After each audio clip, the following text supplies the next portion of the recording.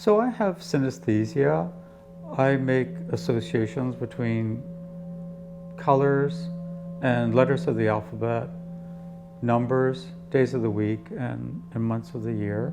And I did a few works that tried to represent my synaesthesia, or that used my synaesthesia as an engine to kind of drive the work.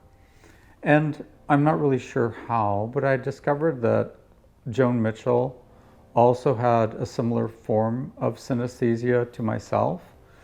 Then in 2017, I was doing a 6-month residency in New York, and I contacted the Joan Mitchell Foundation. And I talked to some people there who put me in contact with some resources. So one of them was a film by Marion Kajori. And in this film, we see a color chart that represents Mitchell's color letter associations. So this color chart that I sort of saw in the film and that I did a screen capture of really became the engine that generated all of the work that we see in one of the galleries at the museum. I developed two motifs. One is an alphabet motif, and the other one is a pattern that spells out the words, "Don't you like the green of A?" So with this pattern, I had the idea of making a suit and making an artist's smock, and then making a wallpaper. Things that were developed as performance costumes that were going to be used in the video ultimately became objects that were presented in the exhibition.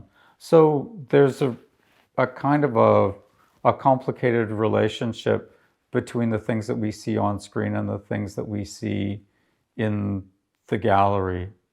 I was trying to create an approximation of an artist's studio in the video, but I think what we're seeing in the museum really doesn't look like an artist's studio at all. Like, it really looks like an exhibition space. But I guess maybe also I was sort of interested in this kind of confusion between like the artist studio and the exhibition space, and a kind of like a flow that exists between those things. Also repeated in the two characters that I'm playing in the video.